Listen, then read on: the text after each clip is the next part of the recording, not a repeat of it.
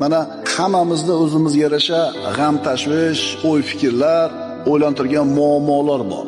Qalbimizni, kallamizni egallagan. Beg'am odam yo'q-da, agar aql hushi joyida bo'lsa edi. Endi Rasululloh aytayaptilar, hamma g'amni bitta g'amga almashtir. Tirikchilik, sog'lik, bola-chaqa, tinchlik, qo'yingki, sanog'i yo'q bu g'amlarimizni. Shu g'amlarda hammasini bitta g'amga almashtirgin. Allohni rozi qilaman degan g'amga almashtirgin.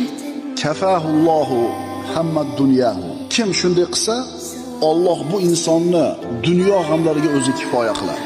Ehtimol kimgadir bu og'ir tuyular. Ehtimol kimnidir tushunishi qiyin bo'ladi. Qanday endi shunaqa qilib qo'ysam hamma yo'g'im hal bo'lib qoladi. Rasululloh shunday dedilarmi? Demak shunday bo'ladi. Chunki u zot as-sodiqul masduq bo'lgan zot. Endi sen ishonmayapsanmi? Bu seni muammoing. Endi seni muammoing hal bo'lmaydi. Chunki sen Rasulullohning va'dasiga kelanyapsan.